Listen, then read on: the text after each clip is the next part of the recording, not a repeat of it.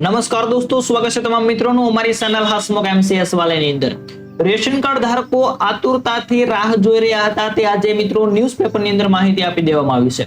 મે મહિનો એટલે કે હાલ 5મો મહિનો શરૂ છે। આ 5મા મહિનાની અંદર રેશન કાર્ડની અંદર મફત મળવાપાત્ર જથ્થો કયો મળશે તેની માહિતી દોસ્તો આજે આપણે મેળવવાના છીએ। ગયા મહિનાની અંદર આચાર સંહિતા લાગેલી હોવાથી માહિતી મિત્રો ન્યૂઝપેપરની અંદર આપેલી ન હતી, એટલા માટે આપણે ગયા મહિને મિત્રો વિડીયો બનાવ્યો ન હતો। નહીતર મિત્રો આપણે દર મહિનાની 1 થી 5 તારીખની અંદર જ્યારે ન્યૂઝપેપરની અંદર માહિતી આવતી હોય કે કયા બીપીએલ કાર્ડ, એપીએલ કાર્ડ કે અંત્યોદય કયા કાર્ડ ધારકને કેટલી વસ્તુ મળશે અને કેટલી વસ્તુ મફત મળશે, જેમ કે ઘઉં, ચોખા, ખાંડ, તુવેર દાળ, છણા અને મીઠું, આમાંથી કઈ કઈ વસ્તુ કેટલા રૂપિયાની અંદર મળશે અને કેટલી વસ્તુ મફતમાં મળશે, આવું દર મહિનાની અંદર સરકાર છે ન્યૂઝપેપરની અંદર આપતા હોય છે। મિત્રો આજનું ન્યૂઝપેપર જોઈ લેજો, સરકારે મોટા બધા પેરેગ્રાફની અંદર માહિતી આપી દીધી છે। તો આપણે જોવાના છીએ આજની આ માહિતી। ઘઉં, ચોખા, ખાંડ, તુવેર દાળ, ચણા કેટલી વસ્તુ તમને મળશે અને તમારી પાસે કોઈ પણ કેટેગરીનો કાર્ડ હોય જેમ કે એપીએલ, બીપીએલ કે અંત્યોદય તો તમને આ માહિતી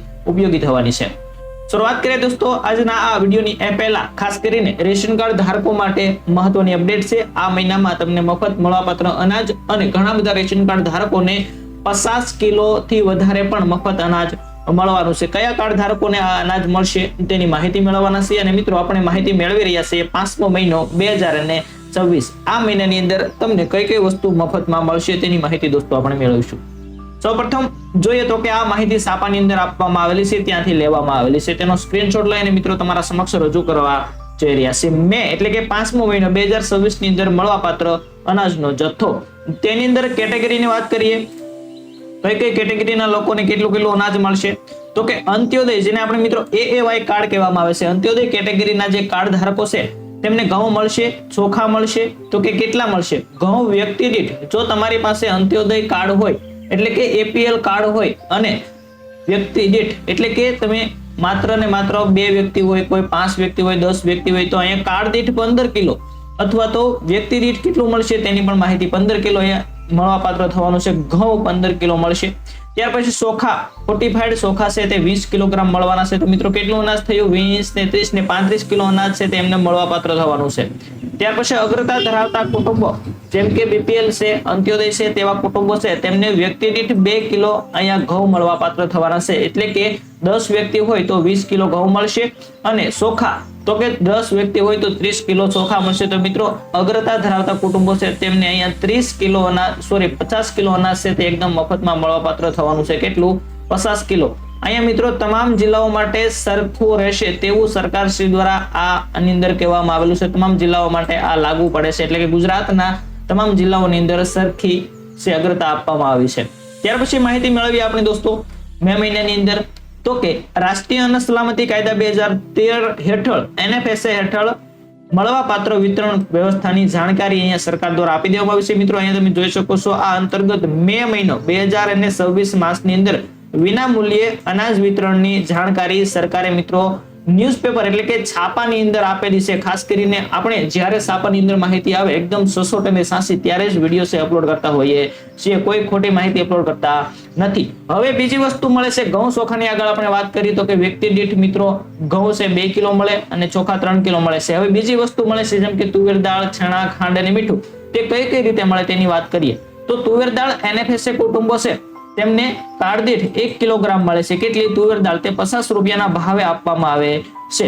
ત્યાર પછી ચણાની વાત કરીએ તો એનએફએસએ કાર્ડ છે, જે નોન એનએફએસએ કાર્ડ હોય તેને મળતું નથી, પરંતુ એનએફએસએ કાર્ડ છે અંત્યોદય, બીપીએલ કે એપીએલ તમામ કેટેગરીના કાર્ડ ધારકો છે તેમને મળવાપાત્ર થાય છે।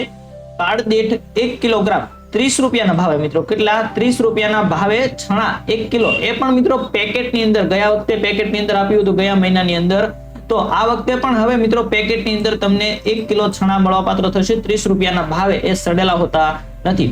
ત્યાર પછી અંત્યોદય કુટુંબો છે જે બીપીએલ અંત્યોદય હોય તેમને 1 થી 4 સભ્યો સુધી કાર્ડ દીઠ 1 કિલોગ્રામ મળે છે। શું? તો કે ખાંડની અહીંયા વાત કરવામાં આવે છે। તો તમે અંત્યોદય કુટુંબની અંદર આવો છો તો તમે 1 થી લઈને 4 વ્યક્તિ હોય તો તમને 1 કિલો ખાંડ મળે છે। ત્યાર પછી 4 થી વધો તો એ પ્રમાણે 5 થી 8 સભ્યો હોય તો કાર્ડ દીઠ 2 કિલોગ્રામ ખાંડ મળવાપાત્ર થશે અને 9 થી વધુ સભ્યો હોય તો કાર્ડ દીઠ 3 કિલોગ્રામ ખાંડ મળવા પાત્ર થવાની છે. તો મિત્રો અહીંયા અલગ અલગ કેટેગરીની અંદર આપવામાં આવી છે. કોને મળશે? 1 થી 4 સભ્યો હોય તો 1 કિલો, 4 થી 5 થી 8 હોય તો 2 કિલો, અને મિત્રો 9 થી વધારે સભ્યો હોય તો તમને 3 કિલો ખાંડ છે તે મળવા પાત્ર થશે, અને એ પણ માત્ર ને માત્ર 15 રૂપિયાના ભાવે. કોને 15 રૂપિયાના ભાવે મળશે? અંત્યોદય કુટુંબો જેમનું AAY નામનું કાર્ડ છે તેમને આ મળવા પાત્ર થવાનું છે. ત્યાર પછી BPL કાર્ડની આપણે વાત કરીએ. BPL કુટુંબો છે તેમને 1 થી 4 સભ્યો હોય તો કેટલી? 1 કિલોગ્રામ ખાંડ મળશે.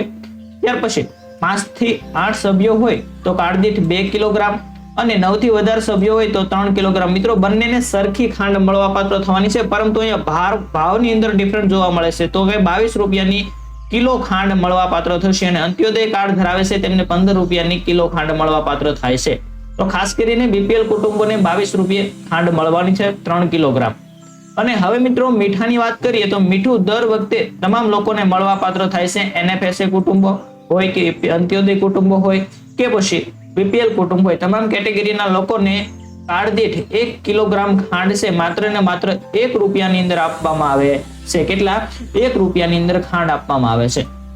તો આ મે મહિનાની અંદર મળવા પાત્ર જથ્થો હતો. દોસ્તો આપણે દર વખતે તમને શીખવાડતા હોઈએ છીએ કે તમારા મોબાઈલની અંદર પણ તમે જથ્થો ચેક કરી શકો છો. માય રેશન એપ્લિકેશનની અંદર જઈને તમને મિત્રો તમારું રેશન કાર્ડ એન્ટર કરશો એટલે તમને જથ્થો જોવા મળવાનો છે. તો મિત્રો આવી માહિતી રાષ્ટ્રીય અન્ન સલામતી કાયદા હેઠળ મળવાપાત્ર અનાજ એક ગરીબ પરિવારો માટે રાશન નથી, પરંતુ તેના સન્માનજનક જીવનનો આધાર રહેલો છે. જનજનની અન્ન સુરક્ષા માટે આપણી સરકાર સંકલ્પબદ્ધ છે. મિત્રો ગયા વખતે આચાર સંહિતા હતી એટલા માટે આ માહિતી આપવામાં નથી આવી, એટલે આપણે વિડીયો પણ નહોતો અપલોડ કર્યો. શ્રી હર્ષ સંઘવી માનનીય મુખ્યમંત્રી ગુજરાત રાજ્યના. તો અહીંયા વધારે માહિતી તમારે જોઈતી હોય તો આપના રાશન કાર્ડને લગતી તથા આપને મળવાપાત્ર અનાજ અંગેની માહિતી મેળવવા માટે my ration mobile application Google play store પરથી તમારે QR કોડ સ્કેન કરીને ડાઉનલોડ કરવાનું છે. અહીંયા QR કોડની અંદર મિત્રો સ્કેન કરશો તો પણ તમારો માય રેશન એપ્લિકેશન ડાઉનલોડ થવાનું છે, અને ગૂગલ પ્લે સ્ટોર ની અંદર જઈ અને ત્યાં પણ તમે મિત્રો માય રેશન એમ લખશો એટલે તમને એપ્લિકેશન જોવા મળશે. એપ્લિકેશન ડાઉનલોડ કરી લોગિન કરી લેવાની છે. તેની અંદર તમારી સંપૂર્ણ માહિતી તમને બતાવશે.